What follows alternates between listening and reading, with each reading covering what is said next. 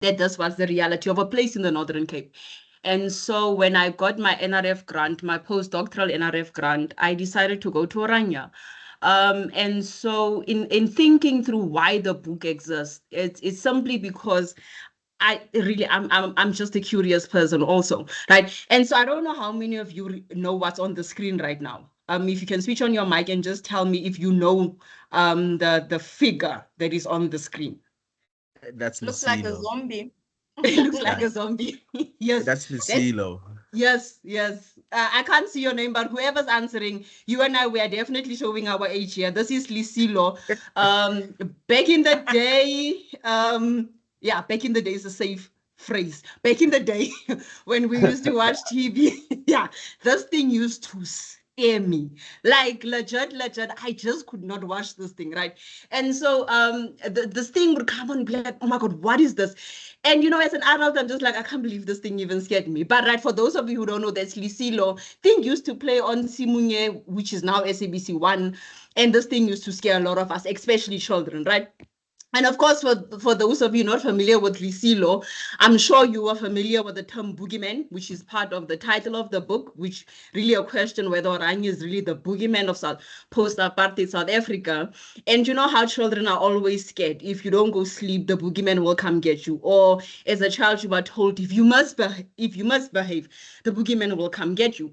And so when I was thinking about Orania, I really felt like it was like modern day Lisilo, or at least post-apartheid South Africa Lisilo, or the boogeyman, because we are all scared of this thing, but we don't even really know what it is. We scared of it and we don't know what it looks like, what it functions like.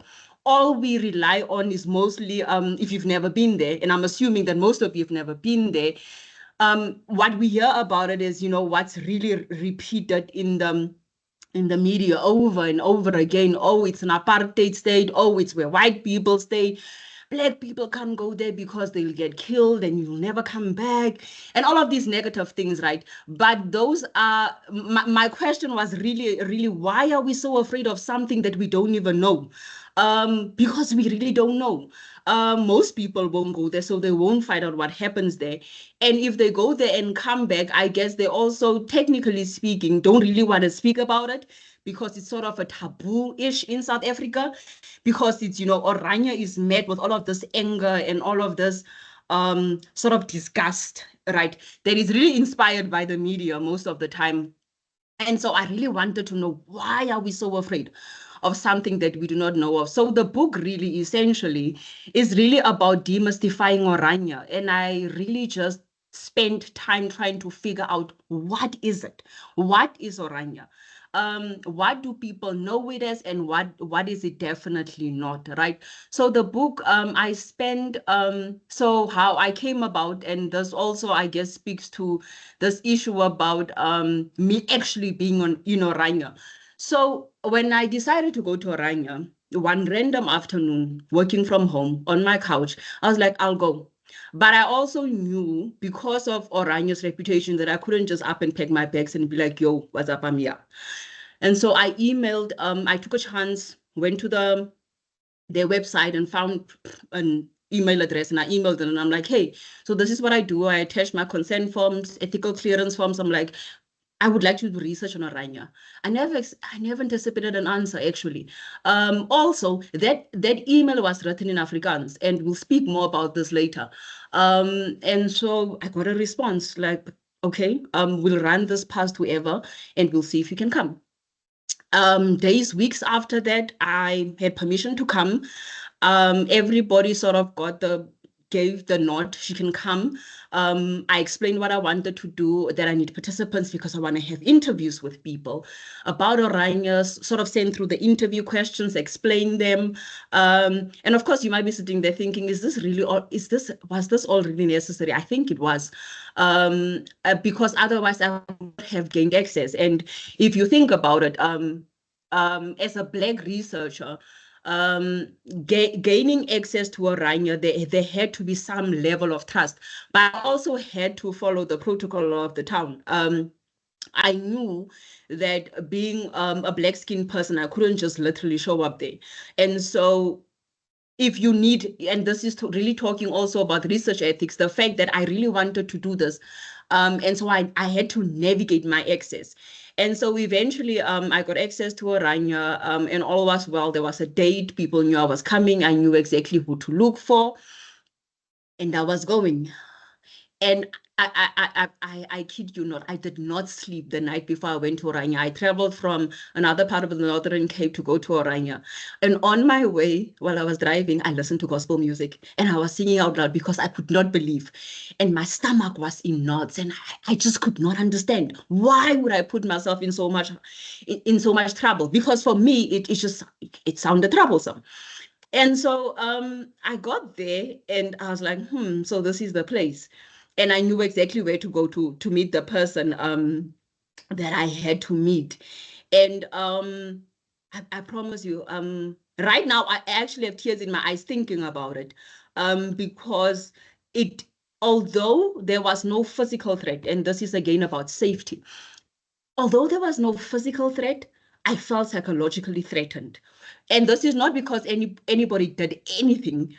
Well, not at that moment, but simply because of all the things that had been written about Orania and everything that people had said about it. But me being me, stubborn as I am, I was like, I'm going and nobody can stop me.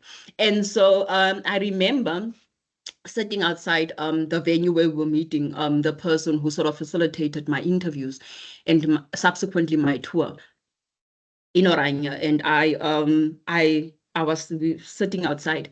And I speak about this in the book, where we are sitting there and there's a group of white-skinned people standing like probably like a couple of meters away. So sitting in the car, and I'm not getting out of the car because I refuse. And I'm waiting for the person who I'm meeting.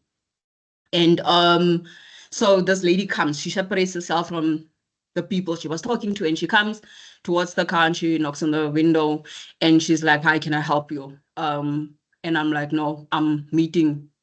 And I mentioned, because that person already told me, you can go inside, which I clearly didn't. But if anybody asks you, just say you are meeting me. So I mentioned his name and everything calmed down. And she was like, oh, okay. And she walked away. And I thought, whew. And in the book, when I reflect on this, I think to myself, I wasn't the only car parked there, right? It's a popular place to park. It's like a tourism place. It's where you would go if you want to find out information about Orania. And out of all the people that were there, what motivated this person to come to me, to come and knock on my window and be like, so what are you doing here, right? And so at that point, then it became about physical safety. And I was thinking, what's going on, right? But I got over that once he came and, no, come inside, walked me in and, offered a cup of coffee and all was good in the hood. But at that point, right, just navigating this access came with a level of just feeling unsafe. I'll never forget the night after I came from Orania. I then went home because my parents are in the Northern Cape. My late father, may his soul rest in peace, looked at me. He's like, where are you from? And why are you so late? And how come you didn't say where you were the entire time? I looked at him and I said, no, I'm from Orania.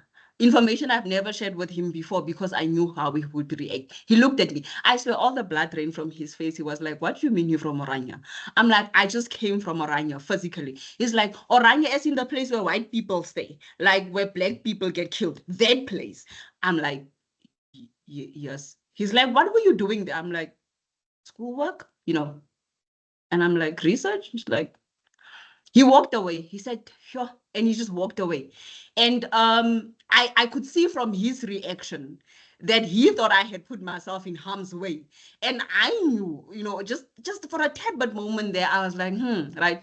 And so also this issue about safety and access to Orania, I remember after the interviews, which lasted almost a whole day, with the 6 participants, very long interviews, I swear. The longest one probably took an hour and a half. And I had to transcribe all of those things. I walked out and I asked, so can I go around the town and take pictures? And the person that was hosting me said, sure, you can, but just be careful. Please do not go into private property and just be careful how you navigate the space, right? And I can't for for research ethics, not tell you exactly what he said, but the crux of the matter was that just be careful, right? And so access to the space also as a Black person just included this type of safety, right, that I had to navigate, right?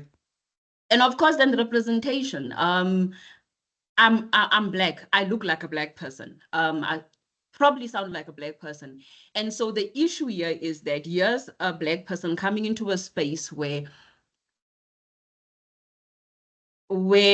we where Black people don't actually stay, right? And we don't really, because you must apply to stay in Orania, where we don't actually sort of allow them to stay. And I know we can go back and forth about this, but at this current moment in time, there's no Black people in Orania. And come me, and I want to speak and I want to ask questions. Now, if you understand, first of all, I'm Black. And so coming into a white space, what does this say about my Blackness? And I think in chapter 3, when I had to go to the Verwoerd Museum. There's a museum in Orania that is dedicated to Hendrik Verwoerd. It's at it's the house that his wife used to stay at, who's now passed, has been converted into a museum, and they call it the Verwoerd Gedenksversamelings, but it's a museum, right? And so what did that say about me being there and about me going into this museum? Did it question my Blackness? Did it question my sort of I don't know, what did it say about my Blackness that I'm willing to go to Orania in the first place? But also, what did it say about the people I write about? Do I agree with their views? Don't I agree with their views? Didn't I get angry? I remember I spoke about the book at the colloquium last year, and somebody asked, so have Orania people accepted and apologized for what they did during apartheid, right? That's how charged conversations get about Orania. And I said, I don't know. That was not part of the scope. That was not part of the questions I had. I went there to find out what is this thing that all of us are so scared about.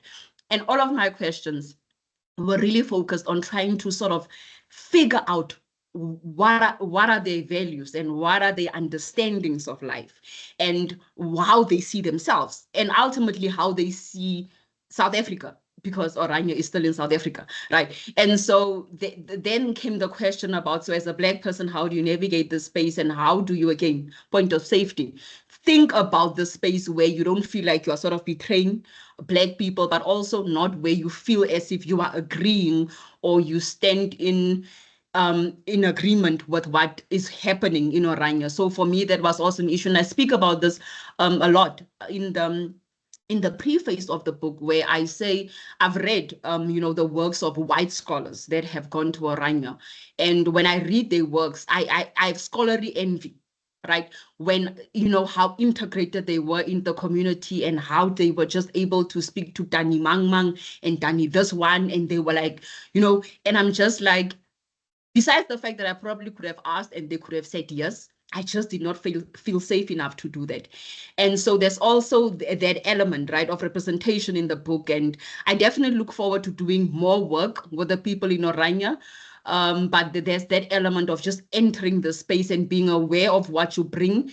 And I guess getting what you can and writing from a perspective where also in relation to representation, even though I am considered to be Black, there's this fine line between writing what was said, right, keeping things out of the book, things that happened, in order for there not to be a perception that this book is about race per se, because it's not, but also just being true to, this is the information I got and this is the information I'm giving you, but also being able to be critical of the information that you got, right?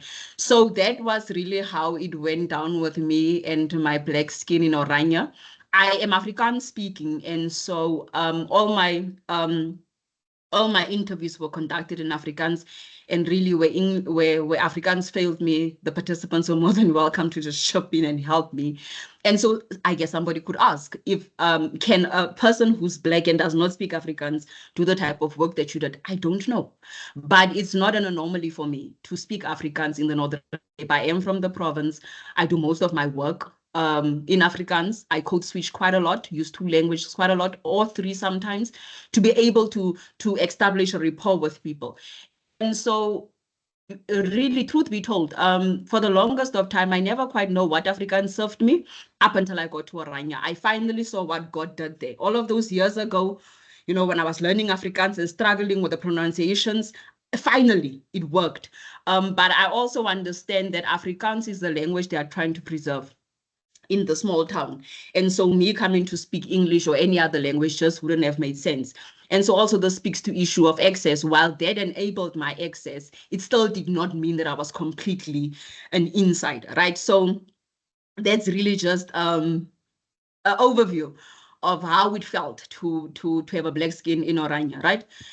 And of course, then protection. As I was writing the book, like I said to you, this thing about representation and keeping in mind the different views people have about Oranje and very strong and emotional views, I had to be able to get to a point where I took a decision to protect the people that had opened up to me and that had worked with me in Oranje. And at the same, you know, in the same breath that I had to protect myself and my mental space, I had to be able to get to a point where I keep certain things out or just put in certain things or change them a bit in order for them to be protected. Because as a researcher, besides the fact that I'm Black and besides the fact that I have a history of people trying to scare me, when it came to Oranje, as a researcher, it's my responsibility to protect my participants, but also to protect myself. And so I had to navigate all of sort of those research ethics while trying to do research in Oranje, right?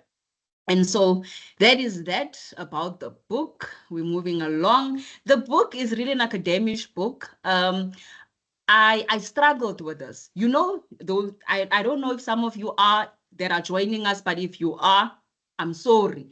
But there are like the older academics that are like, where's the methodology? Where's the this? Where's the heading? It's not that kind of book. It's an academic book, sure. There are references and I refer to academic things in there.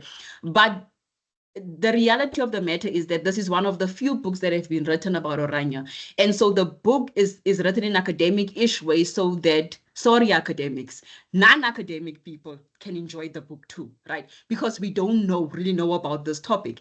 And so I call it an academic book. Yes, there's academic references, and of course you can use it for academic purposes, but it's also a book that the normal man on the street who's literate enough can read and understand. And it was intentional because knowledge is supposed to be accessible to everybody. And we can't keep writing books and keeping them in academic shelves because, that is what we academics do. It's a tick box exercise. I had fun writing this book. Yes, it was difficult at some point because it became a lot. But I really want this book to be accessible to more than the academic circle. And so it's really just an academic book, right? And then, of course, you will see in the book that I'm a linguist. And in order not to bombard you with big words, I'm going to quickly run through this.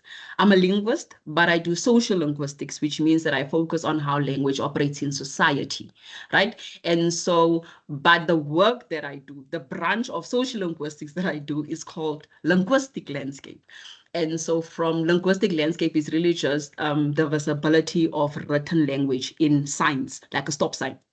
STOP, that's the type of work that I would study, right? But of course, because in Africa and in many other rural countries, we don't just use language to communicate. We also use nonverbal things such as trees. In Africa, you walk through something and somebody sees something and they can tell you that it's gonna rain or it rained yesterday or whatever. So those are the other semiotics that I explore. And so together, that field is called semiotic landscapes, to put it quite plainly. And so from a semiotic landscape perspective then, went into Oranje, took a lot of pictures about the landscape. It's quite a small town, so there's not a lot of pictures that you can take. Everything about Oranje is written in Afrikaans, also we think. It's written in Afrikaans. A majority of it is written in Afrikaans. And I did interviews with residents in Oranje from different age groups and different different ages. And then I just observed and I looked around. And the second time I went back, because I went there twice, I just went to take pictures. But I also went with somebody who, it was more relaxed. The second time I was like, I can breathe. I know these people, it's not that bad. I can come into town like many Black people do, and they go to the OK that's all located in Orania. And so I can come into town, I know who I'm meeting, and it's much more relaxed. And I was able to ask more questions. And we were literally driving down the streets. And so I was able to get a sense of this town. And so the book you will encounter is really from a semiotic landscape perspective. There's pictures in it, so you will get to see what Orania looks like. There's interviews with residents, so you get to sort of gauge how they think and what they think. Whether you agree or not is up to you, but it's in the book anyway. And of course, just my own analysis of piecing things together when we think in terms of history, and when we think in terms of politics and linguistics, how this sort of all comes together. So that's what you will find in the book. And of course, the book is very open-ended. Like I said, first of all, this is the first edition of this book. We claim it. There will be many other editions, but the first edition of the book is very open-ended. I provide readers with information. And the conclusion is so short. I am sure when the editor read, she was like, how is this a conclusion? It's literally like a paragraph, and I'm asking you to make up your own mind about Orania, right? And so it's very open-ended, and hence you will see the title of the book as a question mark instead of like a full stop, or like that's something that would proclaim that it's a definite, right? It's a really open-ended book. I give you information, give you counter information, and let you sort of make up your own mind as you navigate the book. And then, of course, at the crux of the book, really, like I said, it's open-ended. It's really a case of true, false, or maybe. I have my own views, but they are not in this book. My views do not really matter. What mattered most was to sort of get out this information about Orania, right?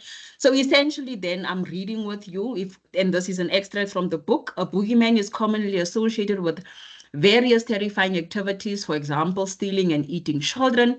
Orania is not any different. As a boogeyman, Orania stands accused of mainly three racist and segregational happenings. First of all, being an independent state, a white state in a non-racial post-apartheid South Africa, of course, supposedly being an Afrikaans-only town in a multilingual country, and of course, honoring and preserving the memories and artifacts of apartheid, Afrikaner political leaders, right? So these are the myths that we associate with Orania, and really the book really just attempts to explore to which extent these myths are true, and even debunk some of them, right? So if you go through the book, you will find that the content of the first one is chapter 1, which is Orania is not a Volksstaat.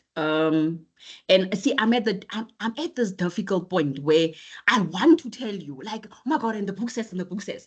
But then I also realize that you have to read the book. And so it's sort of tricky for me because I like sharing information, but now I sort of need to share information in such a way that you get the book and we get to have more conversations. So if I'm being stingy, if you said then things you could have said more, I'm being strategically stingy, right? So bear with me.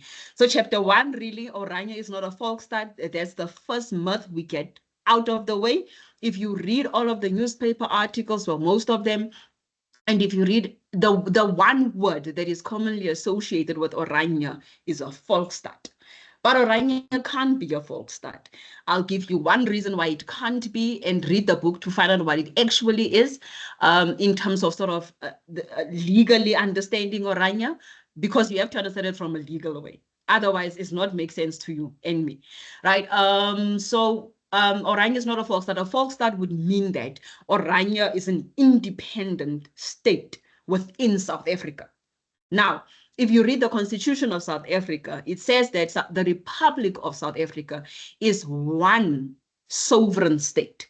So essentially, just there, right there, stop the bus. Orania can't be a folk state. It can't be a Volksstaat. It can't be an independent state within an independent state, because nowhere in the Constitution do they give people permission to be independent within our country. It's Lesotho and Eswatini, but they are countries on their own, and that we've sorted out. So that's the first thing out of the way. It's not an independent state. And so if you go back into the history of Orania, and I'll say this one thing, and then I will strategically continue, is that Orania essentially is the result of the negotiations that happened when we were transitioning, right? That's it. It's really just part of the negotiations. There had to be compromises. Something had to give. And so Orania is part of the things that gave. But you also speak to the people, and history will tell you that the Afrikaners realized that apartheid was not going to be sustainable forever.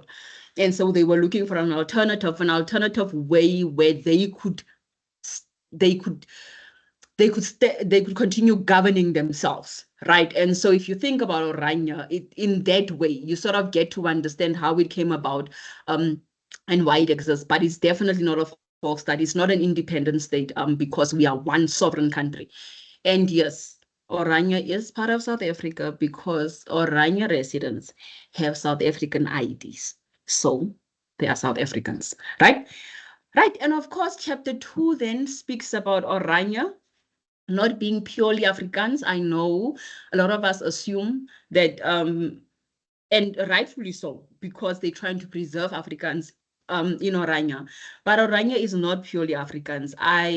In this chapter, I sort of look at ways in which you can see that, you know, how when Afrikaans is a language, over and above everything that's politically attached to the language, it is a language. And you go back to understand the history of Afrikaans. Afrikaans is a language that came from a lot of people coming together and sort of creating this language that is now called Afrikaans. And so first, it baffles me that that Orania people would lay claim to a language that is so mixed in nature, yet they are trying to preserve themselves as Afrikaners. But more about it in the book. But if you look through Orania and you go through you will find that Orania ascribes to a sort of non-South African multilingualism. You will not find South African languages, and yeah, I'm talking about the except English, all the other vernacular languages or indigenous languages. You won't find those in Orania. But you do find instances of Dutch in Orania. And you do find instances of English. And so you see that Orania, technically speaking, is multilingual. It is just not the type of South African multilingualism people would prefer it to be, considering that it is a place that is located in South Africa. And of course, I had a lot of fun trying to figure out this chapter because I'm a linguist. And so I was like, I'm trying to figure out what's going on here.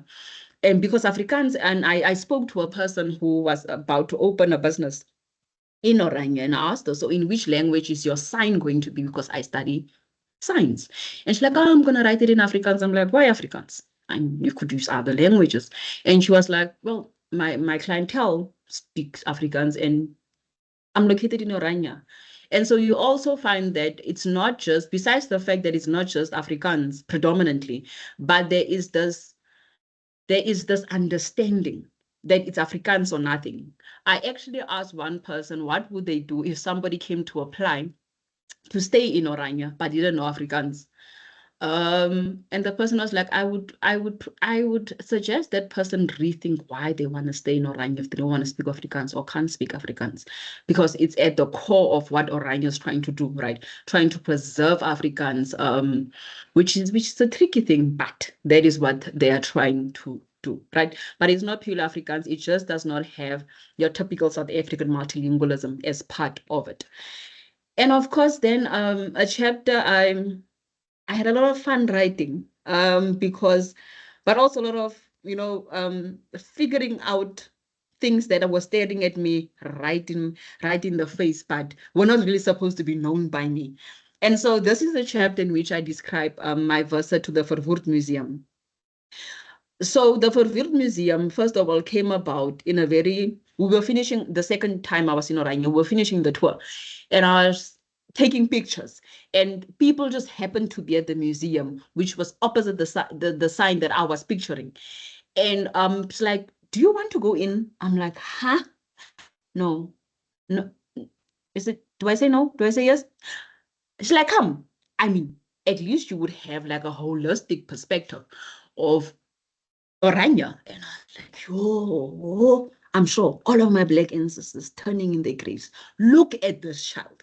So I'm walking there and I'm trying to be all brave. And I'm like, yeah, I'm going in. And I'm like, with every step, I'm just like, I don't know.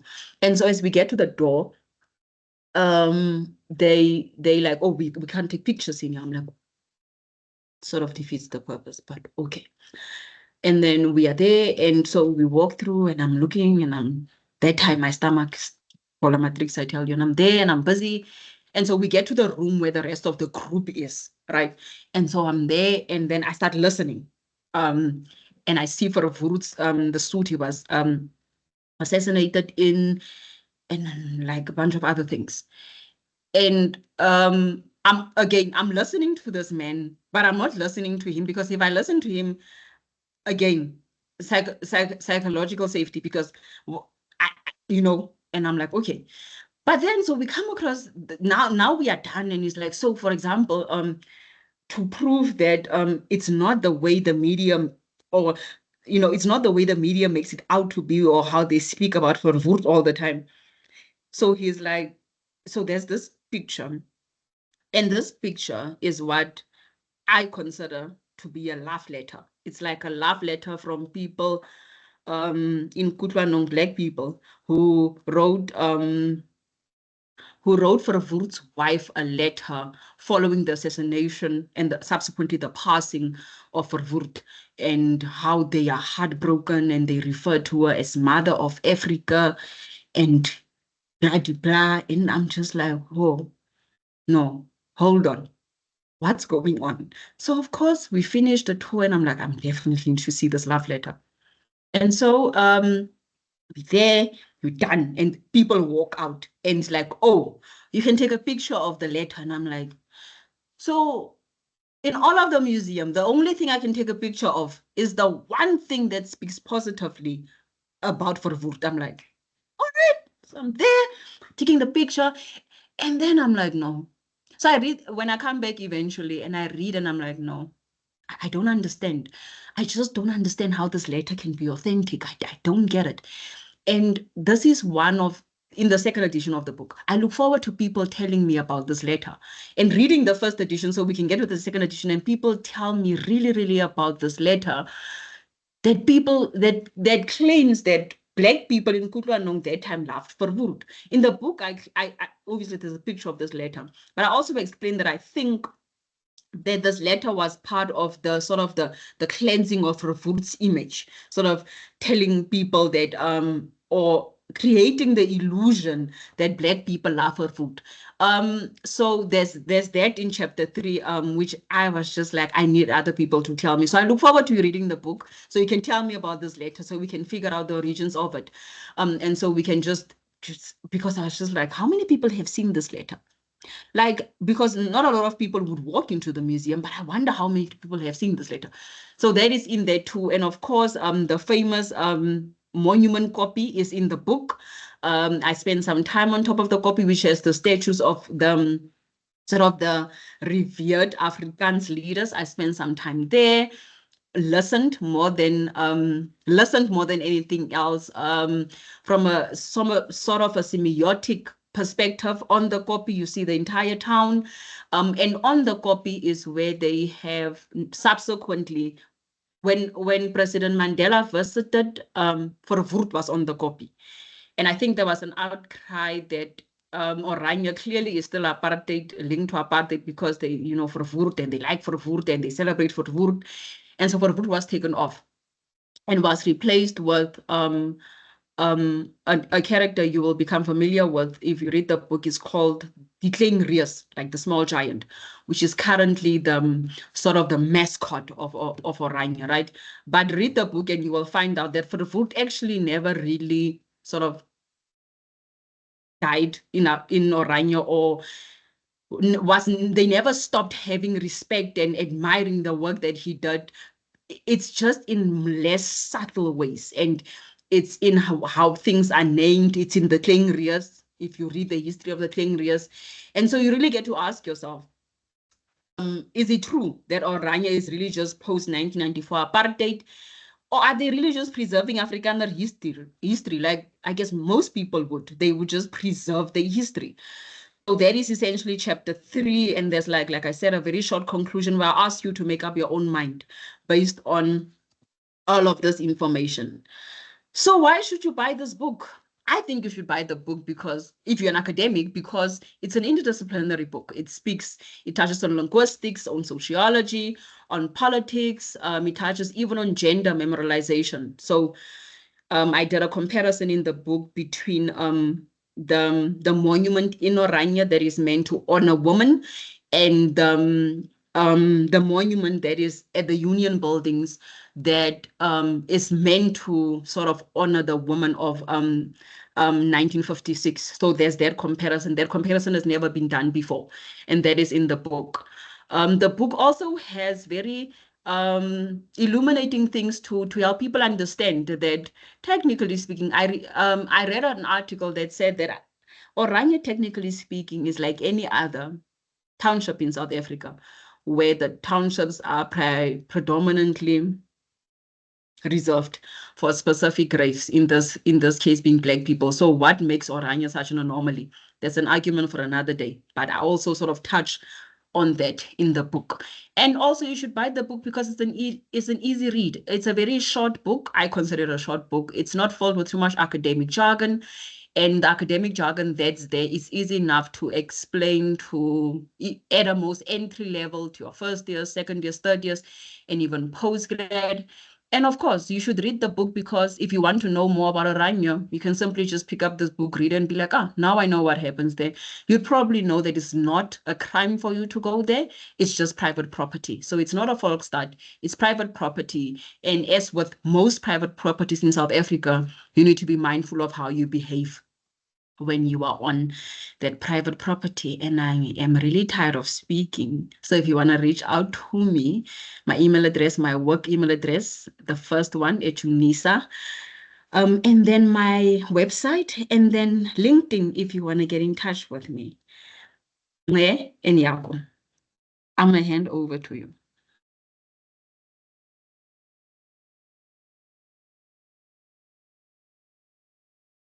Oh, Lorato, I think that's a sucker punch, but a sucker punch of just excellence that you've given all of us. I think I'm momentarily speechless about this whole thing. I mean, I'm just visualizing this as a movie right now, as like black KKK Klansman vibes going on here. Yeah. Because it's just an extraordinary. You made this story, which is already pretty extraordinary. I think you gave it a whole new element by being inquisitive, because I think there's I've got so many thoughts about this, but I think what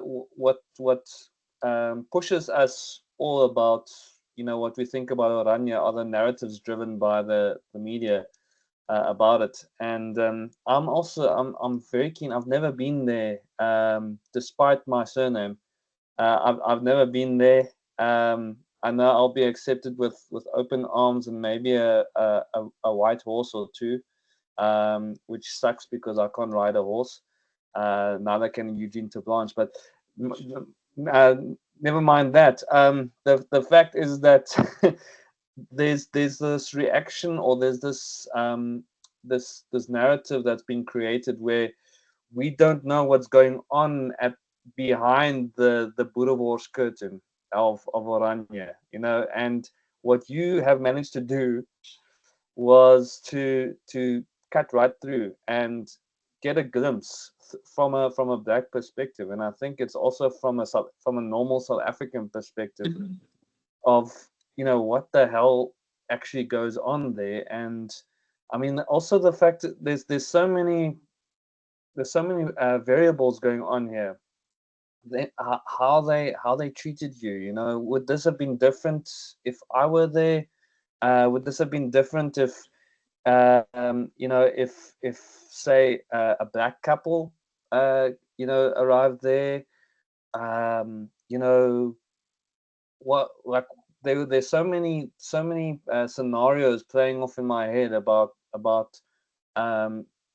just how they were recipient of you, and how they were able to how you were able to navigate because of who you were, and also what you spoke.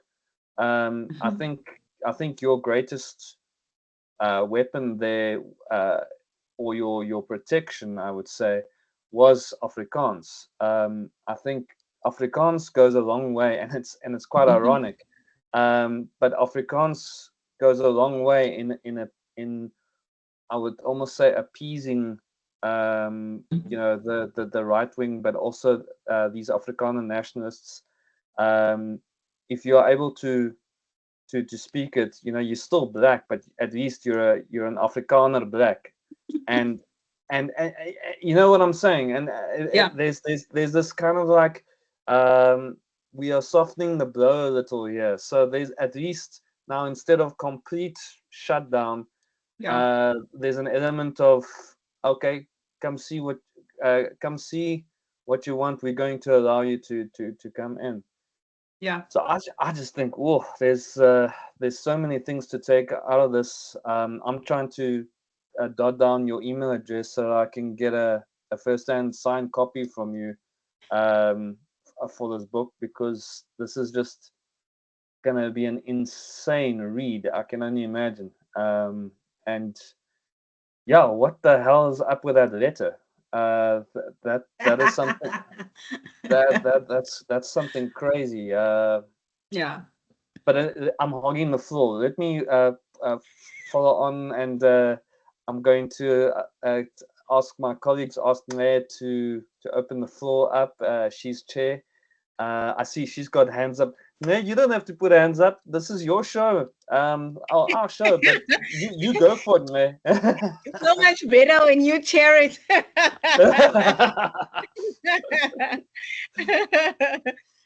Wow. Like we grew up being told, like do not go near Orania. And it's what you were saying. What Lucille, what is it? I also grew up. There'd be that blowing sound. So I didn't even recognize it was quite a scary show, and like it was compared to that. So that is quite something. Wow, the presentation, it was captivating. Thank you. Enjoyed it thoroughly. We learned a lot from you. And something, so many interesting things you said. But the question I have for now is, when you spoke of the people of Orania just laying claim to Afrikaans. So I guess my question is, do the people in Orania know that Afrikaans is actually, it was a simpler form of Dutch, which included many other languages. So it was essentially, like this new dialect, and it was used by settlers to communicate, with slaves. That's how Afrikaans came about, It was to communicate, and it's got all these mixes. And there were so many slaves in the Cape. And most of those slaves they weren't even from Africa. It was just a mix, African slaves, Asia, and all over. So do they know, since they think that do they think it's a pure, language? Do they know that it's mixed with many of these other indigenous languages and all of that? I think they know. I mean, the people in Afrikaans, the people in Orania are, one of the person I spoke to is very well educated. So I'm dead sure they know. But I think there's also the element of laying claim to something, right? And so if you read the book, and the first person that came from outside of South Africa, that sort of was negotiating, and the free burgers, and how people came to be Afrikaners, and and who pronounced that I'm an Afrikaner even though the person was not from Africa, right? And so I think they know. They definitely know. But there's also the element of which other language, if not this, right? It's already progressed to a point where it's used in universities, it's used. And also, whether we like it or not, Afrikaans still has an element of, it emanates from Dutch. So although it's mixed quite a lot, it's at least one thing that they can lay claim to. Because it's not like they will take Sesotho and be like, yeah, Sesotho, it was not going to work. So I think Afrikaans was readily available. And it was also a language under threat, and probably still is.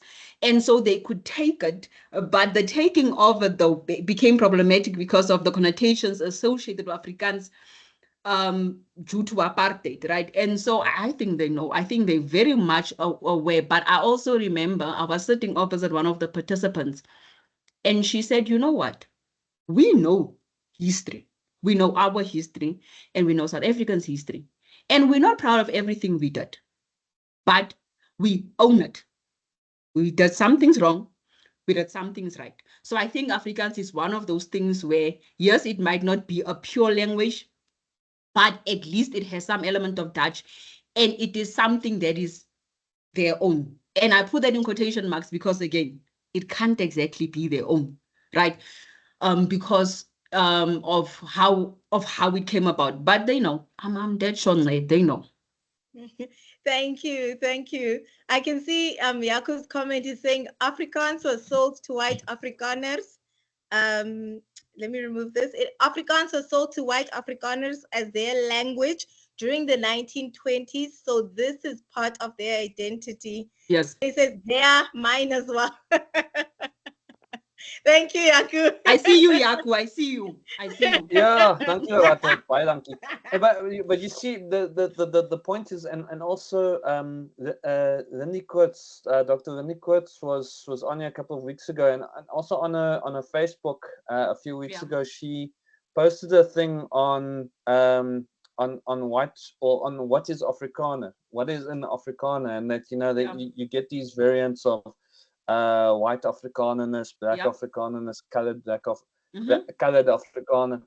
And the point is, what she says is that when you talk about an Afrikaner in the historical context, we can't go retrospectively and say, Afrikaner, now all of us want to sit around the same table. Now we're going to say, yeah, but everyone is Afrikaans, and Afrikaans is an African language, which it is.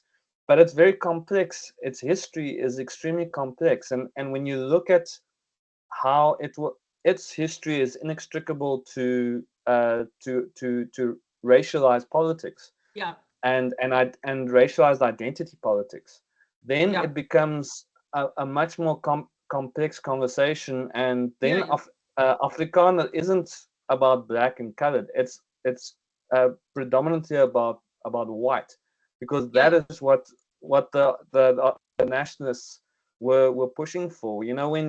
When all of this, when the poor white problem was being discussed, Afrikaner or Afrikaans was going to be the unifying language. That is why all of these these attempts on what to do with the dictionary and the Bible, why it was such a big thing, and it still is to this day, 100 years later.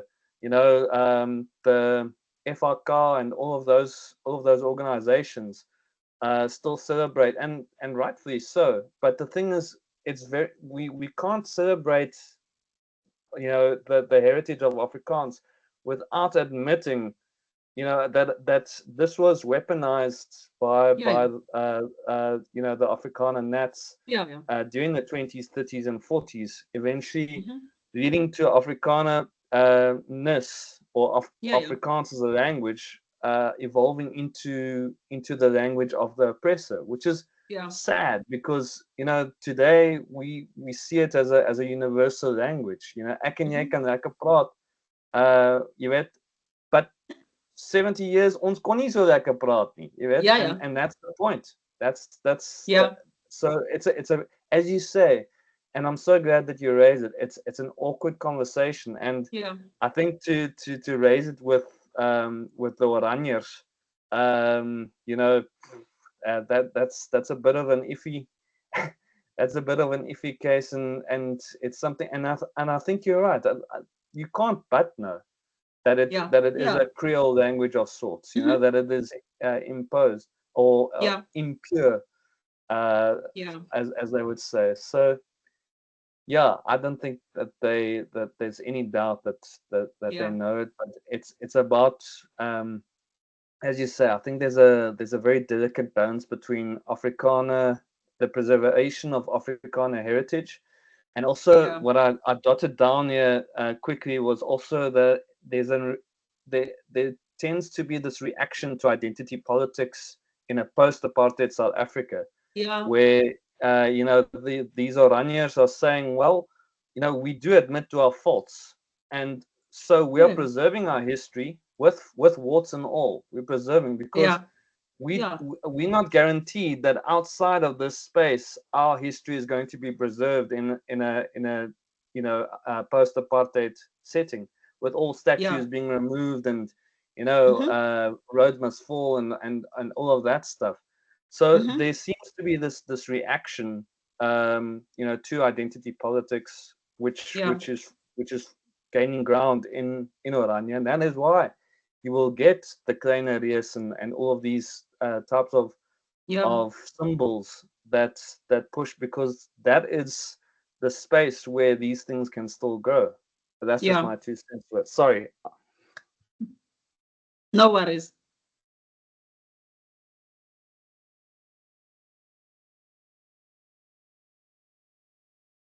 I see, Tapelo, you have your Ah, hand up. yes. Okay, I thought she was going to take those questions. Thank you, Oh Lorato, no, for. oh no, Tapel, I'm not ignoring Yaku. Me and Yaku can go on and on about this Okay, all the time. that's So perfectly don't worry, I fine. wasn't ignoring him. It's No, valid Okay, no. points, and I okay, completely agree with him. okay, no problem. So I found your presentation very interesting, and it reminds me a lot of home. I don't like talking about home because of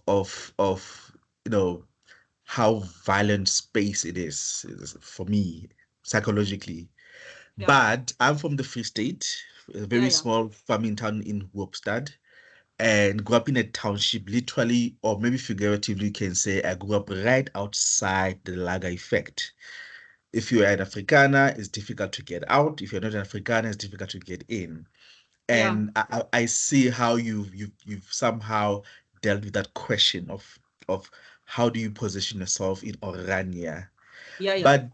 But in the midst of that, I'm starting to think how maybe I'm looking for the backstory from you in Mm, terms of how the powers that be in Orania think about their heroes. If they're saying, look, we acknowledge what the national government has done or yeah. did to Black people and how they've used Mm, Afrikaans language to oppress Black people, but not all African presidents or public figures were that bad.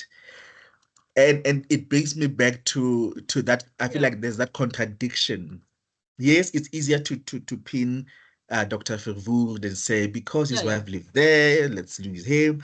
But yeah, if you're saying we understand the history, we know where we come from, and that's why we're preserving our history. But at the same time, you don't acknowledge, you don't think of at least one Afrikaner yeah. leader who bridges the gap between the oppressor and oppressed. Base Nodie, Bram Fischer, maybe Jan Smart Yaku, I don't know. They never like Smart, they never like de Klerk, and so on and so forth. So perhaps you can share with us the backstory. That's Yeah. one, and two, the memory of Verwoerd in Orania. Mm-hmm. Centurion was called Verwoerdsberg. Ah, So okay. yeah, so it had to change after Mm, Verwoerd. It had to change to being Centurion. Perhaps yeah. the idea was to come up with a name that's a little bit inclusive. But Mm-hmm. but how do you from your experience and from the kind of questions you asked, what is it that they did not say that you could easily read between the lines that they were actually saying? I think that's what I'm curious. Um, Okay. So yeah, let's quickly deal with this question about the leaders. So I actually thought I would find Verwoerd on Monument Copy. Like I was just like surely Verwoerd, not Verwoerd. Who's this?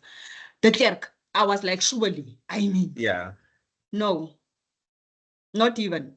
The clerk is considered as a sellout.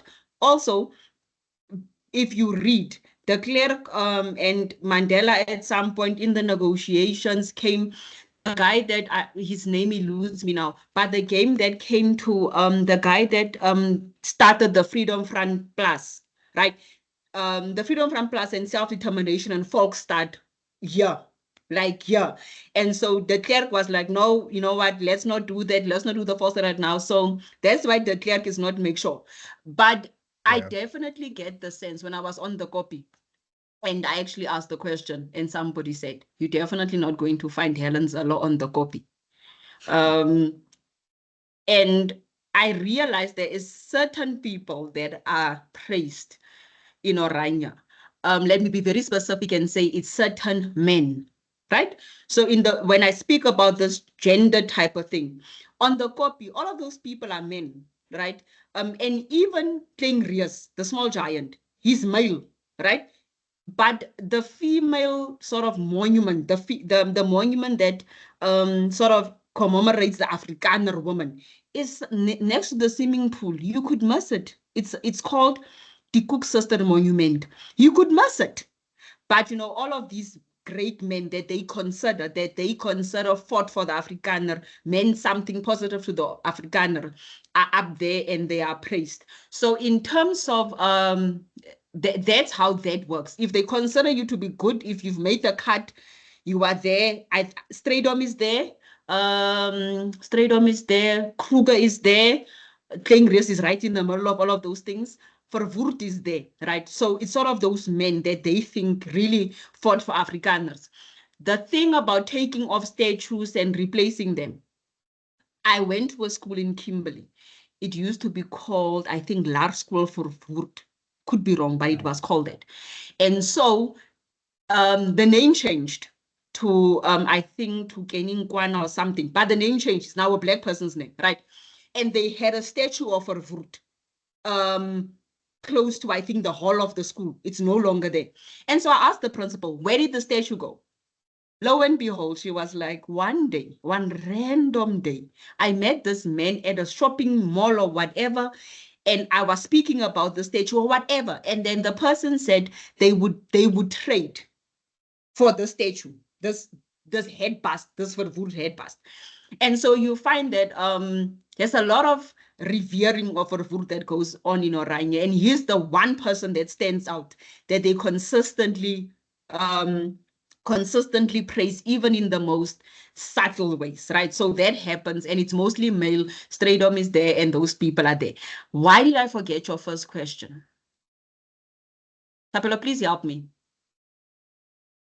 Well, my first question was the backstory. I think you've answered it very well, because what the sense that I get here is when you look at Afrikaner collective consciousness, they think of the contemporary historical figure, if Wood, perhaps like people they remember now. They don't refer back to Louis Botha and others. It's the same with the ANC. You don't talk about the ANC founders talking about Mandela as a Sulu Tambo. So I see that similarities. Yeah. So I also think it would be difficult, sorry to interject, it would be difficult for people in Orania to praise leaders who tried to bring unity or who tried to sort of, because remember the biggest fear closer to the end of apartheid was that the black majority were going to sort of just, the white minority were afraid of going into extinction. They thought they would not exist. So Orania was built because they wanted to preserve Afrikanerness and Afrikaans. So really, it was out of fear, if you think about it, that the Volksstad came along because they were the minority. And so I think it would be difficult to find them praising people who were calling for, because the one thing they definitely do not want is assimilation. Never wanted it in history, don't want it now. So it'd be difficult to find leaders that were advocating for unity. To your point, though, about this unity thing, Orania actually believes that they are the actual rainbow nation. It's a crazy thing. It's a crazy thing. They think that they are actually the example of how a rainbow nation should exist. Yaku, I know. I know. But, you know, all things being fair and equal, if you think about it, the Rainbow Nation sort of erases. Yes, it acknowledges, but it also erases people's individualized existence, because you must sort of merge into this blurry kind of understanding of who you are. And they don't want to be blurred about who they are. They're Afrikaners and they want to be called that, and they speak Afrikaans, and they don't want to belong to a nation that has, and I quote, a gray identity. Yeah, so it'd be difficult to find a leader up there that speaks to a rainbow nation, that speaks to people assimilating. Yeah, thanks, Tapelo. Okay. We have Yaku. Firstly, Lorato, I wonder if up there in the big blue sky that Paul and Madiba will be sitting around and saying, "Yeah, no, we wish we could have a rainbow nation together." Hey, Wow. I wonder how that conversation would go down. But Yeah. anyways, my actual question relates to media reaction to your to your book. I'm quite fascinated. Has there been any review or any kind of a reaction from the media, or mainstream media, should I say, regarding your book? Has there been any sort of publicity stunt or publicity run by your publishers to get this book? And if so, what's the angle, if we may ask? I know I'm going behind the curtain here, not the Boerewors curtain, but I'm going behind the curtain to ask, if you might ask. Yes. Actually, Yaku, I really hope that the person is not in the meeting, because I was supposed to write a press release and I have not done it. I'm so sorry if you are in the meeting and you know I owe you a press release. So the sort of marketing for the book is happening this month, right? So hence I was so blessed that I'm kickstarting it with you guys. About the media and the book, you know, there was a time on Orania, and I think it's still hot news. There was a time when I don't know what the Freedom Front Plus did, but somehow they connected, they did things with the ANC, and one condition was that they should recognize Orania in the Northern Cape. And I was just like, why? So the tricky thing about this book is that if you need to be so specific in what you say about it, and people rather have this kind of conversation than putting something out there and people think, so you're trying to tell me that this Black person really believes that it's right what they're doing in Orania. So I'm trying to write up an angle to the book that makes it about what we have been speaking about this afternoon. It's about sharing information, and nobody is really taking sides. We don't know enough to be taking sides. And I think that's the angle that I want to run with for this book. We don't know enough to be taking sides. And even if we were to be taking sides, the one question about Orania has always for me remained, how come 4 presidents, 4, all of them allowed Orania to exist? This is awkward for me. The ordinary person is angry about Orania, don't understand why they still exist. But President Mandela went to Orania, didn't shut it down. President Zuma went to Orania, didn't shut it down. Mbeki knows it exists. I'm sure President Cyril Ramaphosa knows it exists. And nobody has shut it down. So for me, the question ordinary South Africans should be asking is, what is happening here? And I think for me, the book enables us just to start getting a grasp of what is actually happening in this town and how come it can't be shut down. Because you can't. You would need to change the constitution to shut it down. Right. And those are conversations that I want the book to sort of evoke, where we start thinking, so we're angry about this place, but we don't know what it is. And if we don't want this place to exist, what do we do about it? How do we get people to just shut it down? And do we know that in actual fact, there's another place like this that exists? And Orania recently signed an agreement with a town in the Eastern Cape, I forget now the name, to be able to learn and teach them ways in which they can self-determine. So what is happening? What is happening? You have in Grabouw, the Khoisan group that recently or a year ago, they took a piece of land and they were like, they are going to be the Khoisan Orania, right? So something is happening here, but we are too angry to figure out because, it's apartheid. Why? Just find out. So for me, I think the angle of the book is just to find out what's happening and ask somebody. And if you ask and if you just read, you'll find out they self-determination. They can. And it's private property. They can. So if you don't want them to, how do you go about making sure they don't exist? But just being angry and just calling them an independent state when they're not. And this is why I think ultimately Orania, its existence, serves two purposes. Well, it's sort of like a kill two birds with one stone. The white people there make you scared out of your pants about it because you don't know anything about it. All you know is you're going to die. And so you don't go there. And of course, then the sort of anti-Afrikaner political parties use it to sort of threaten you about what could happen if white people were in power again. Gonna return back to apartheid. Sort of all of the discourses that was trying to be pushed around during GNU about going back to apartheid and how could we not about coming together and being unified. And so I think for me, it's just really about just find out what's happening. And you might just find out why they allowed it to exist. I don't know if people even know that, I think was it President Cyril Ramaphosa, then he wasn't president, but he actually said that if the Afrikaners want a private place to exist in South Africa, a private state, they can go to Robben Island. There's a space there for them, right? So the same person then becomes president. And they're not on Robben Island. They actually just here. They just here in the Northern Cape. And they are thriving. Guys, one thing I will tell you about Orania, thriving. The agriculture is thriving. They are growing as a town. 30 years later, they still haven't been shut down. Instead of being angry, we just need to ask, so what's happening? What actually happens there? And if other people want to become them, what does that say about this rainbow nation? What does this say about a country where we think we should all be trying to live together? Yaku, long story short, I'll send it to you. Hey, thank you so much. Thank you, Lorato. Sure. Yeah.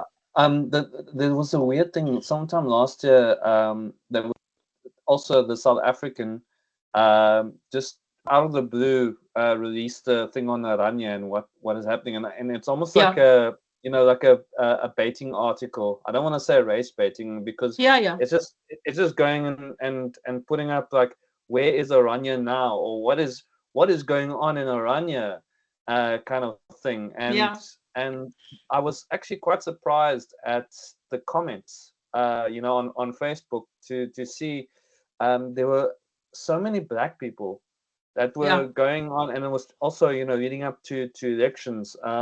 So many black people going and saying, well, at least they're making things work. Like we sitting with lack of service delivery, and Orania is making things work there. So we wish we could be white so that we could go there. And that was like crazy stuff, and this is where things are heading towards. There's this disillusionment with rainbow nation and multiracialism. That's come about, and I think that's why I was actually, when I read your write-up on Orania as Bogeyman, to me it read as if it was the boogeyman to the post-apartheid state, because not just to citizens of South Africa, but to the state, where you've got this, we are supposed to have defeated apartheid 30 years ago. We're supposed to have done away with it, and here's this dorpie in the middle of bugger in the Northwest, in the North Cape, making the ANC look bad with service delivery, with everything works. The economy is doing amazingly out of nothing. They basically created this dorpie with maybe a little bit of Opa Verwoerd's money, maybe from the side. but the fact is that, you know, it's made the black population even more disillusioned with the existing, because they can see now there is something, you know, the Orania is working there, and as you say, it hasn't been shut down for 30 years. Something is working, something is going on behind the scenes. But then at the same time, they're shit scared. Sorry for my language, but they are scared for what that might hold, and rightfully so. What are the implications of Orania actually working? It is actually quite insane. And then at the same time, people not knowing what the hell is actually going on. So the point of my little tirade is that your book could be of cardinale belang, for people to knock down that what if, and to inform, like you say, to inform people of why it's there, that it's not a folk start, that it's not, as it hasn't, it's a tiger without teeth essentially, but it's still, why is it being portrayed in the media as, you know, as this folk start? That's my next question. And I'm looking forward, you know, that in your future research, and hopefully I get some of it in the book as well, that you know, why this antagonism that's carrying on. But I think also related to the fact that it's such a weird situation, such an anomaly, because we've been fed this narrative that apartheid was vanquished, and yet you know, here we are. So you've absolutely blown my mind this afternoon. Thank you, Aku. I think the one thing about, and I think this is the scary thing, that people do not want to think, and they, you know, Orania works. It just does.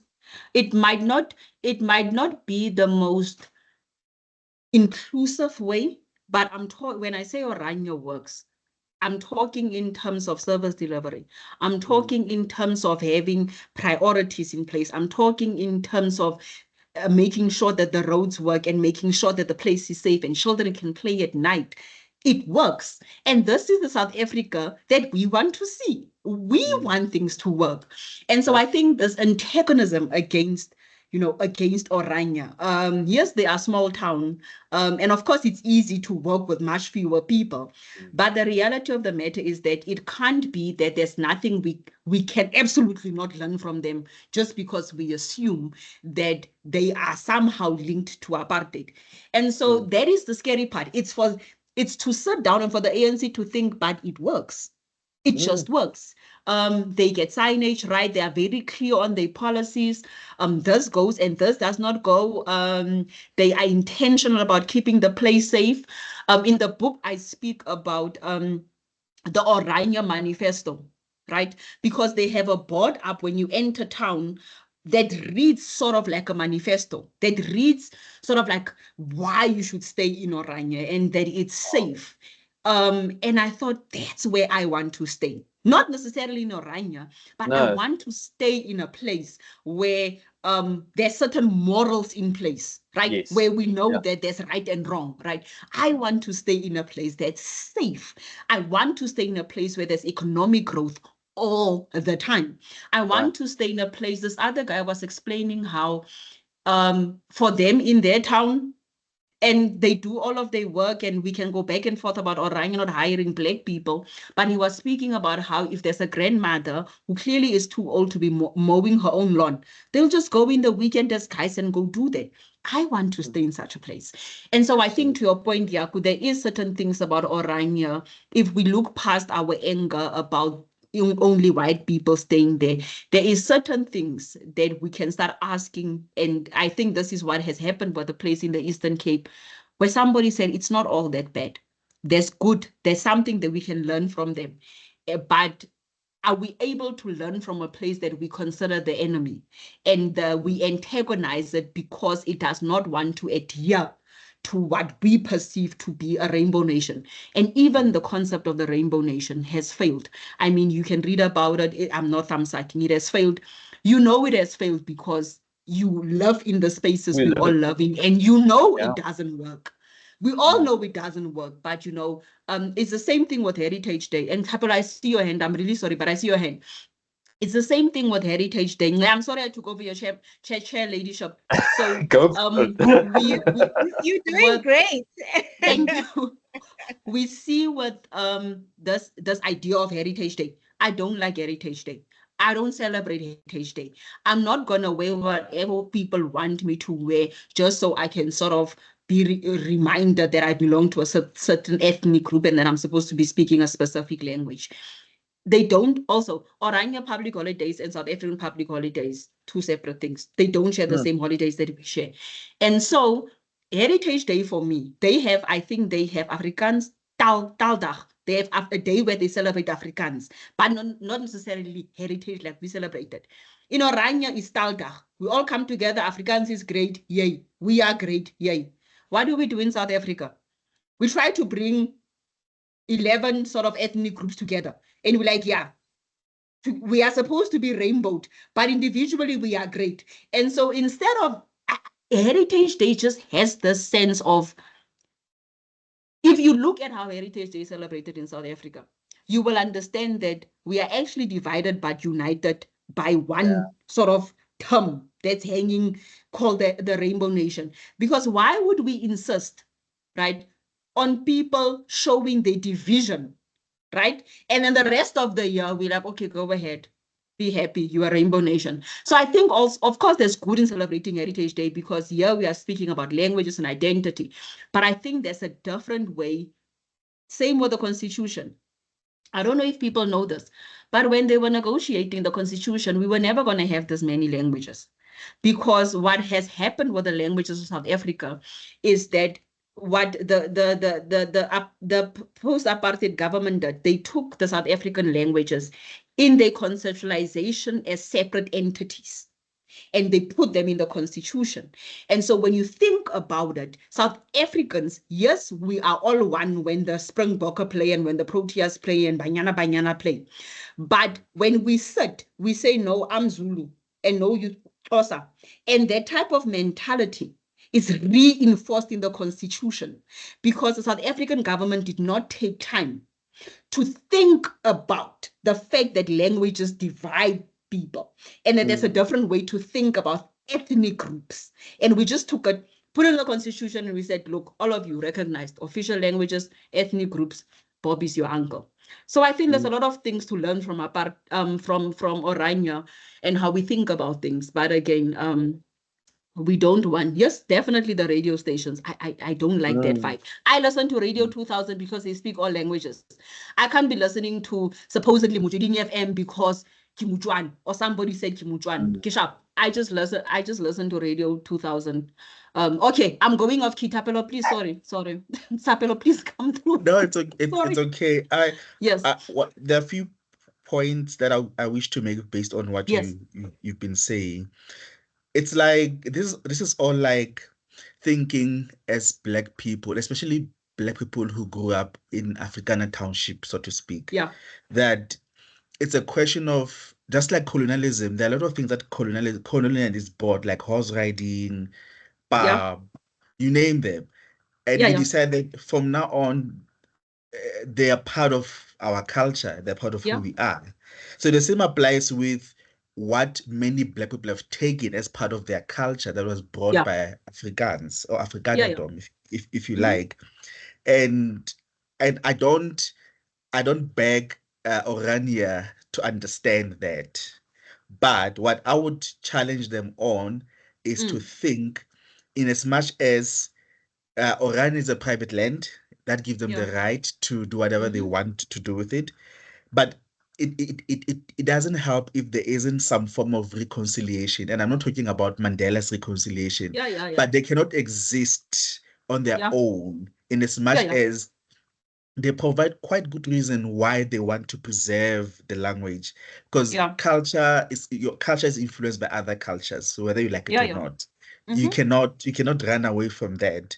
And Yeah. also, I would say that their kind of arrangement, it's somewhat Africanized. That's how African people lived. If you're saying I am Kumalo, for example, you'll find all the Kumalos in one area.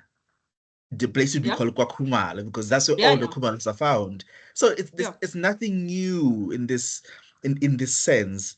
And also with Mandela 1994 or Codesa negotiations, it would have been a different ball game if South Africa considered federalism because unitary government failed. This idea of Yeah. Yeah. uniting people, uniting Yeah. Yeah. spaces, territories, what have you. I think it would have been another.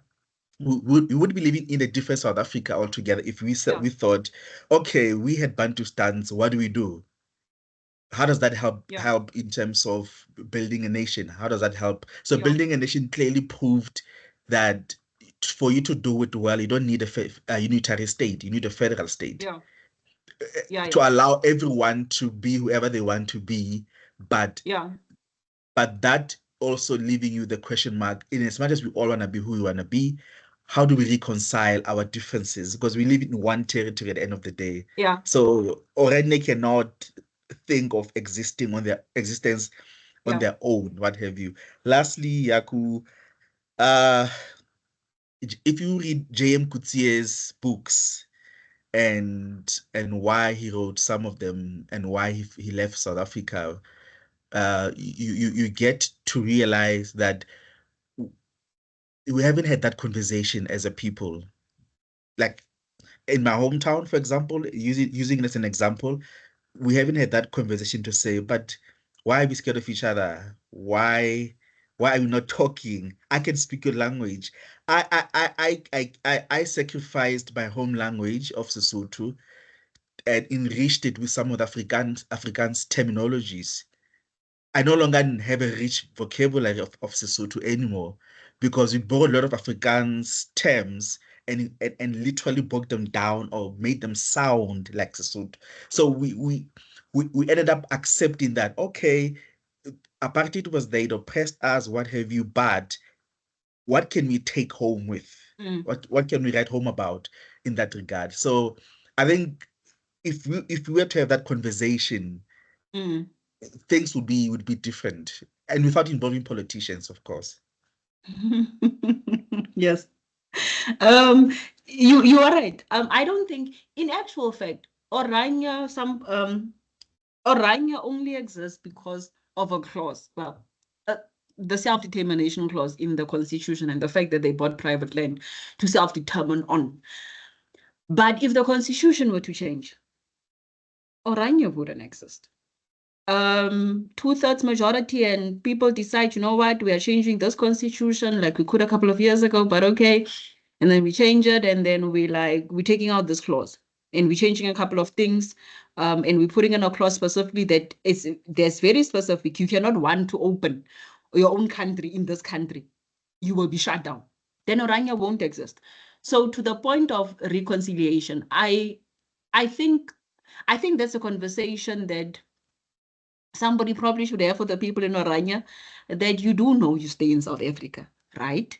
And you do know that, and I think we are all very much aware, if you are in tune with South Africans and how South Africa is looking, that South Africans are, South Africans' patience is running out. I think we saw with these elections that, look, we are just like, no, we don't want change. And I think if Orania is not careful, we'll get to a point where we are just like, you're only protected by the constitution. Nobody really knows what happens there. And you only really want to stay alone. So if you want to stay alone, go stay somewhere else. We don't want you here. Take back the land and we do whatever. So I do think there's that element where they need to understand that they still exist in South Africa. The private property cannot protect them forever. Right, self-determination, that clause can be taken out. That also can protect them forever. So to your point of reconciliation, you are right. At some point, we'll just be like, we don't know what's going on here. We don't want such an element in the country and just be taken out. So there is an element of them having to understand where they are, and the fact that they exist with us. But for now, it seems like they're pretty comfortable just being by themselves. So I guess that's that. And then, of course, you are right. It's really an Africanized way of staying. And there's a lot of things that similar with Afrikaans, that Orania people have influences. That, I mean, some of those people in Orania were raised by black people. Like most people were shooting apartheid, most white people like have a black helper helping them. So you can't exactly separate the two. And it's very tricky when you start wanting to have this conversation. And I think other editions of the book and different publications from a lot of learned colleagues in here can start probing. And you are about these difficult conversation nobody wants to have. Why? Why do we shy away from so many difficult conversations? Why can't we just go and ask, but guys, what are we doing? Why aren't we speaking to each other? Why do you want to be by yourself? Do you think you're gonna really, how long is this going to last? So it's not only just between Orania and the rest of South Africa, but between people in townships, between people in suburbs, between Xhosas and Zulus. Yes, I said it. Have that conversation about why you don't like each other, because as you know, history shows that your language mutually intelligible. You really were separated because of beef between missionaries. That's the only reason. I'm just saying. So there's a lot of critical conversations to have in South Africa that you shy away from. And I think it's time to have them if we are going to go beyond, South Africa's find it fit. We know where we are right now.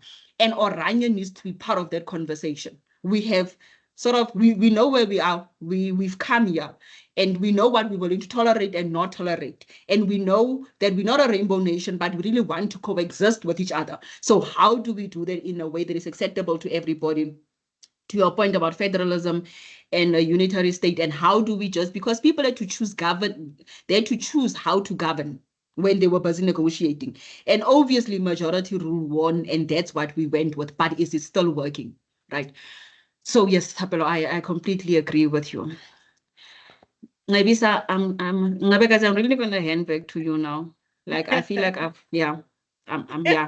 You've been great. I've been racking my brain trying to figure out this town that you said is seeking guidance from Orania. On how to achieve self-determination. And the first one that came on my mind is Grafrenet. No. Which town is it? It's not Grafrenet. I'll tell you now. It's not Grafrenet. I can definitely tell you that. I think it's Emnyameni or something, but it's not Grafrenet. Don't worry. It's not Grafrenet. Okay. No, it's not Grafrenet. Yeah. I guess maybe while we wait for more questions, how would you, this book is going to inspire also just I think many other Black academics, who are scared when it comes to this topic going into this town. So what advice would you give those young, academics of color who want to follow, your path, take it up as a dissertation or whatever they want to do? What advice would you give to those young scholars? Well, first get ethical clearance. First get ethical clearance. But when you start the process, ask yourself whether you're ready. I think a lot of us do research that we're not ready for, and instead of then it becoming research, it becomes a me search, where you have to deal with so much of your own things that you never get the research done, right? And I think, and one thing for me that I've always believed, we can't constantly have the same people doing research about themselves. It just doesn't make sense. Like if Black people are always writing about Black people, at some point we're like, no, but where's the other perspective? So you ought to go there and find out. But when you get there, just reconcile with yourself in yourself. Be very clear about why you would want to, and this is not just Orania, with any other topic that is considered sensitive or you have sensitive participants, be clear about why you're going and always keep the goal in mind, regardless of how triggering the space is, because it might be, regardless of sort of the curveballs you are thrown. Remember your goal is to get data, right? And keep that in mind. And the one thing I think about sensitive spaces that we all have common understandings about is the urge to want to impose and the urge to want to lead questions to sound or to affirm what you know. That's not research. Affirming what you know is not research. So an open mind, definitely. Fix yourself. When I say fix yourself, I mean ask yourself, are you going to be able to be in a white space? In this case, Orania, if you do that research, being a Black person, will you be fine? Psychologically, will you be able to walk out of there, produce the publication, and move on with your life? Over and above that, I realized yesterday, somebody was talking to me. The person says, are you ready for somebody to assume that you are pro-Afrikaners? Are you ready for somebody to assume that you are anti-Blacks? And I was like, no, I'm not ready. But I am willing to stand for that too. So when it comes out and when the book and the publications and the thesis comes out, stand for what you know to be true.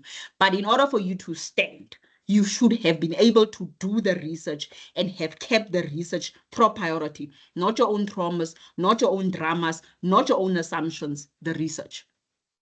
Thank you, Lorato. I see Mzu has a question for us.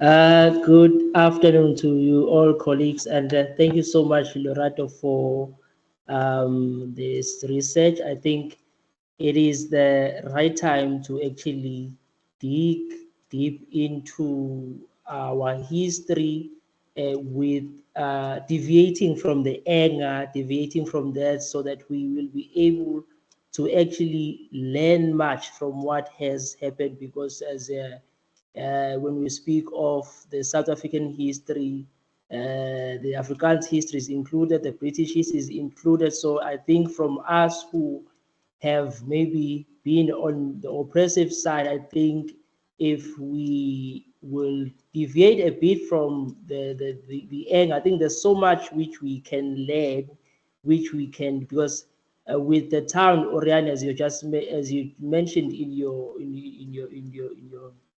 your presentation, there's so much which even our Black townships or colored townships we can learn from what they are doing, which is fine, without, because again, if we were to say to them, let us take away the land, and then after taking away the land, when we are there, what are we doing? What are we doing? So I just want to applaud you on this research which you have done, and also your faith and bravery. And even though your stomach was was playing games with you, but that is why we appreciate research, because as researchers you saw an angle which no one could have, which no one wanted to go there, because I'm from KZN. I think during the past few weeks, I was like, when they speak about Orania, I was like, well, I will never go there, so why must I be worried about that? But for you to come and actually give us this insight, it actually helps, and also understand the mentality behind behind behind the reason why they are doing whatever they are doing. And also, even I myself, I'm doing a historical research related to forced removal and so forth. But now I'm at a time where now I actually have to study the mindset and the rationale of the policy itself, and deviating from anger to try to understand what exactly was the purpose with the. So thank you so much for your research. Thank you. Thank you, Mzu. Thank you also for your bravery in studying forced removals. I know there's another heated topic. Actually, come to think of it, the land Orania is currently on, there was a case of forced removal. When they bought the land, there were people there, and they secured the land and stuff, and they took people off there. But it was very forceful, and if you read, people were not happy, and colored people. Orania used to be a normal South African township, and then they bought the land, and then they forcefully removed people. And I think one of the quotes in the in the papers, if you read them, when the Afrikaners came to take the land and they found the people here and the people trying to negotiate to stay, they were like, the guy, I can't remember who it was like, no, I did not buy a bus with passengers. So yeah, Orania also actually is there. Forced removals happen on Orania. But thank you so much. Thank you. Thank you so much. We can take in more questions if there are any more questions or any other comments. Perhaps in the chat, ne? Okay, let me just open the chat. Okay. Let me see where the last time where we were. Okay, Yaku. Okay, I'd read that. And then there's a comment from Leroy. He says, incredible talk. Thank you. Looking forward to getting a copy of the book. Unfortunately, my laptop is about to die. Take care, everyone. And he also says, I wonder if the existence of that place is not also based on the lack of transparency of what was actually negotiated in 1994. All previous presidents have been ANC, so. Well. Okay, then Tapelo, I think Ayaku had addressed this about radio stations. And then Prof. Leslie Hatfield says, Yeah. I have been comparing Tanzania and South Africa in terms of language use lately. Swahili helped unite Tanzanians with a national identity that transcends ethnic identities. The widespread use of the language has also led to the decline of other languages, which could also lead to the complete loss of languages and all the culture and knowledge that is tied to those languages. Yeah, I guess that's in relation to my conversation about all of the languages and the type of Heritage Day celebrations. I have no issues. I'm a linguist and I have no issues with people acknowledging and people using their languages and subsequently their cultures and the link to identity. My problem is exactly that. We tend to, I don't think South Africa has unlearned the habit of using language as a weapon to divide and conquer. And I think up until we find a point where we can get to a point where we don't do that all the time, and where languages are not used to divide us, right? Even if we have 12, even if we have 20, but that the philosophy behind it is not we are separated, but that we are celebrating each and every one of you that exists. But also the troublesome part comes with the ones that are not recognized. What about the ones that are not recognized? Are we saying that they don't exist?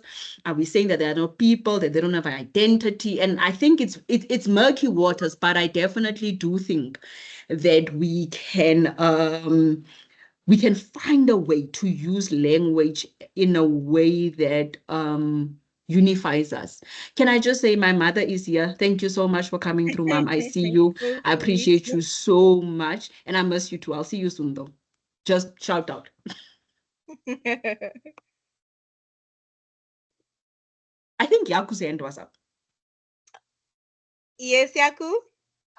Sorry, guys. I am in my excitement to reach for the applause button when you were talking about weaponizing language. I mistakenly went for a raise hand, so it was a millisecond. Okay. I was hoping you guys didn't catch it, but I can't agree with you more, Lorato. There's I'm also all for the diversity of language, but when it becomes a weaponization of ethnic nationalism, then that's when it becomes dangerous, and it's very, very easy. The slope, and especially given our history and given our politics in South Africa, it's very easy for us to slip back onto that slope of ethnic nationalism. So yeah, there has to be, but and also the irony in a way is that's exactly why I think the constitution, or that's why CODESA brought in those 11 languages, was to appease you know, the major ethnic groups, and especially the AmaZulu and the AmaXhosa, to, you know, to appease those groups, and keep them away from you know, from essentially going at each other's throats, and to kind of equalize it down. That was one strategy, and I'm not sure at the success rate of that strategy, you know, given 30 years, because as I you know, I see Prof. Hatfield's study on Tanzania, and I was also thinking, you know, a language like Fanigalo, you know, how awesome would it be, you know, for us, because that was a universal language in the minds, and Afrikaans started off as a Creole language, you know, as a slave language to evade Dutch suspicions about them talking behind their backs. So there is that possibility that, you know, for universal language, but, you know, again, then we are excluding so many of that richness. But, you know, it's kind of like a double-edged sword. You know, what do you exclude, and what do you say? Okay, well, let's, for the sake of keeping you know, of keeping our hungry dogs at bay from biting each other, how are we going to go about in keeping, should we introduce a unified language? So interesting point. I think we could simply start by just acknowledging that languages are not as clear cut as we think they are, and people are not as clear cut as we think identities are not. They can't be. I mean, you don't have to go very far. There's somebody from KZN who's married to somebody who's from Mpumalanga, and they have two different ethnic identities, and they have children. So it can't be that we consider languages and identities and, you know, to be this rigid. And also, I think just, and this is a very philosophical linguistic understanding, that there's this concept of named languages. And a lot of linguists have, especially the ones that understand multilingualism, have trouble understanding this very European understanding of named languages. The understanding that languages must have a name, but also that they must be categorized, and that languages are quantifiable. Because in South Africa, I mean, we have so many people staying together that you find that sort of dialects keep existing, and people create their own sort of mixture of a language to speak to each other. So I think if we fundamentally just understand that it's not as clear cut, and the clear cutness is celebrated, but also problematic because it makes people think that they are different when they are essentially not. So I think that there's a lot of work to be done about understanding that language is a fluid construct. Identity is a fluid construct. And unfortunately, the Constitution does not make space for that.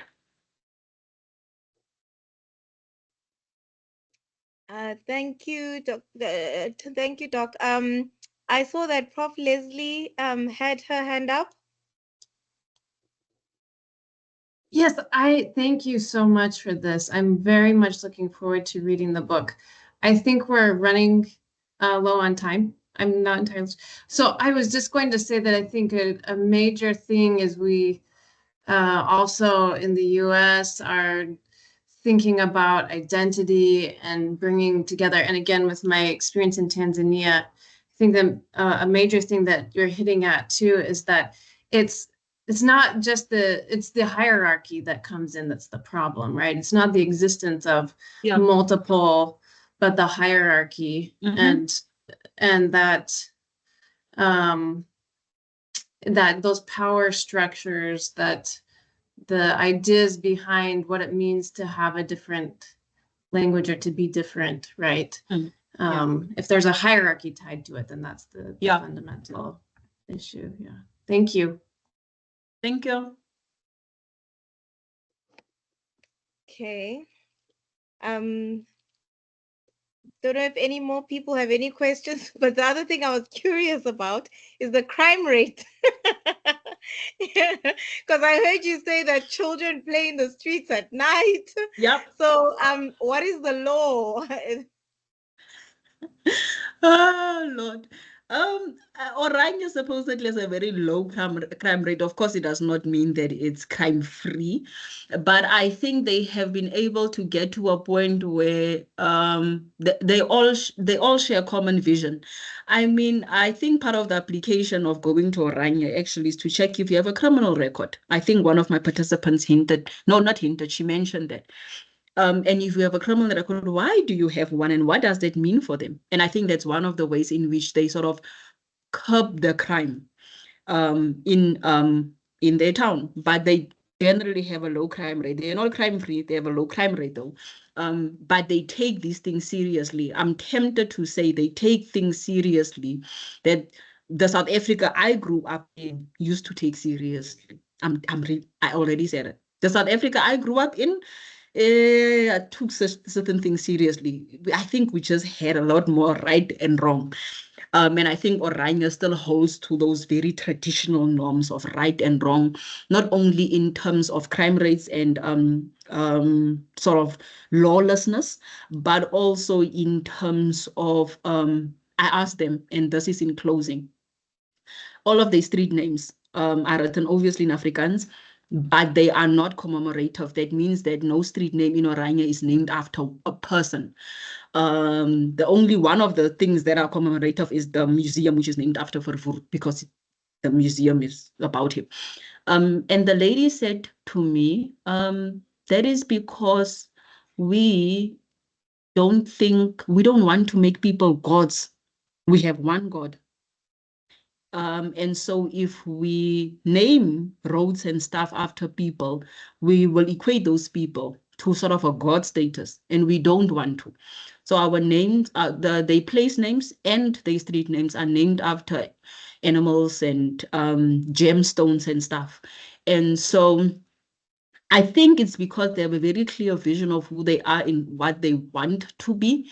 And of course, truth be told, it's easier to manage when you're such a small town in comparison to a bigger country like South Africa. But I do think there's something to be said about being very clear about the type of culture, about the type of treatment that you want to be known for as a country, or as in this instance as a small town. And Orania is very child friendly anyway. I saw this, I didn't have to be told, I can see it. They're very child friendly. No person driving down the streets like they don't know that children could be running around the streets.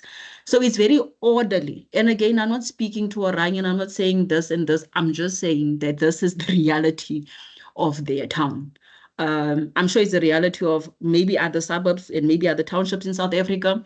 But yeah, they love quite a peaceful life, I guess. Thank you. We have a comment from Sikose. I hope I'm saying it right, Mjali. Thank you for your brilliant mind, and hello to your mom. And then I'm British and Xhosa and an emerging scholar researching language practices during apartheid. Being an insider and an outsider in my research on home is baffling to me. Your comments on how you negotiated your own experience as an outsider was so helpful to me as an emerging scholar and a South African and a South African diaspora. A million thank yous for a nuanced discussion. You're welcome. Thank you. You're so welcome, and thank you for having me. Thank you. Okay. If we don't have any more questions, Yaku, I'll hand over to you now. Yeah. Wow. I think this was a bang. I think we came back with a vengeance on with our seminars. And I would really like to thank Nge for organizing this once again. And then also to Lorato. Sure. Lorato, baie dankie. Dit was 'n groot plesier om vir jou hier te hê. And we are really thankful that you came back. And we really hope that you also stay in touch, not just after your book is published, but also we want to add you to the Amatoria History Seminar family. And just like we do with our other speakers, that you stay in touch, and Yeah. if there are any other developments, if you have any speakers in mind, also we really want to expand our network, and keep these conversations going. Yeah. Yeah, like the peddler says, it's buy a donkey. I don't know for what price you're gonna get one at this time of day, the peddler, but yeah, I've got to go buy a Yeah. donkey. But really, we're so keen actually to expand the Amatore seminar series to the rest of South Africa, and also to continue these types of conversations, because it's really so important to do it. And also, I think the value of your book will also be priceless in terms of educating and informing the rest of South Africa, and dare I say it, they South Africans on what it is like, as a Black South African in Orania. And I just think it's exquisite work, fantastic research. Just from what you said, how you went about it with such, like the Afrikaner says, deernis, soveel deernis, that you've done, sensitivity towards the subject. So we're really grateful for you sharing your experience with us and your book. And I think you're gonna have 30 plus orders for the book in the next day or so. So at least. So thank you, Lorato. Thank you.